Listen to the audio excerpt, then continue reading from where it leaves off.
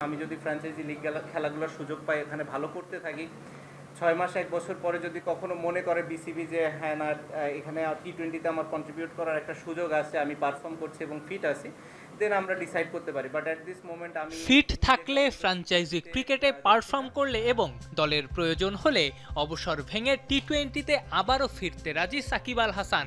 বর্তমান বাস্তবতায় এই তিনটা শর্তই সাকিবের সাথে মিলে যায়। তিনি ফিট আছেন, ফ্র্যাঞ্চাইজি ক্রিকেটে পারফর্মও করছেন। টানা ব্যর্থতায় দলেরও তাকে প্রয়োজন। তবে নানা বাস্তবতায় বাংলাদেশ ক্রিকেটে সাকিবের ভবিষ্যৎ আদৌ আছে কি?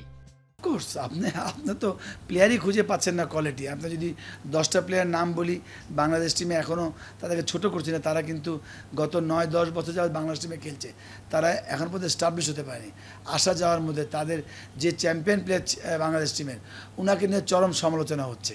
তাহলে ন্যাচারালি সাকিব তো এটা মানে যদি আপনি পলিটিক্যাল ব্যাপার অন্য সব ইস্যু যদি বাদ দেন, সে তো অবশ্যই তার দলে মানে জায়গা অটো চয়েস হয়ে যাবে। এনবাদে তো সাকিব তো না, এনবাদে সাকিব ফ্রম বাংলাদেশ, এটা অনেক অলওয়েজ প্রাউড মনে আর প্রাউড হওয়া উচিত। শেষবার বাংলাদেশ কোনো ওয়ানডে সিরিজ জিতেছে 1 বছরেরও বেশি সময় আগে। আগের 2টা টি20 সিরিজ হেরেছে, শ্রীলঙ্কায়ও হেরেছে প্রথম টি20। জিততেই যেন ভুলে গেছে টাইগাররা।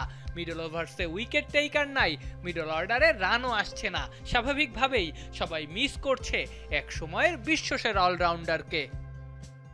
আপনি যখন এরকম চ্যাম্পিয়ন প্লেয়ার, আপনি যখন দল ভালো করে তখন তার কন্ট্রিবিউট ছিল, দল যখন হয়তো উনি ছিলেন না তখন ভালো করেছেন, এটাও নিয়ে প্রাউড করে সাকিব ছাড়া আমরা ভালো করেছি। আমি মনে করি অবশ্যই বাংলাদেশ টিম তো হয়তো উনি লম্বা সময় খেলবেন না, ফর দ্য টাইম মিন যদি যে অবস্থা, অবশ্যই ওনার মানে অপরচুনিটি বা উনি সুযোগ পেলে ওটা টপ লেভেলে উনি পারফর্ম করবেন আমার বিশ্বাস। অসাধারণ অলরাউন্ডিং পারফরমেন্স দিয়ে গ্লোবাল সুপার লিগের দ্বিতীয় আসর শুরু করেছেন সাকিব। ব্যাট হাতে 58 রানে অপরাজিত ছিলেন, পরে বোলিংয়েও 13 রানে নিয়েছেন 4 উইকেট, সেটাও এমন একদিনে যেদিন লঙ্কানদের কাছে স্রেফ উড়ে গেছে বাংলাদেশ দল। তাই নতুন করে আবারও আলোচনায় সাকিবের জাতীয় দল ভাগ্য। আফনান পিয়াল, যমুনা স্পোর্টস, ঢাকা।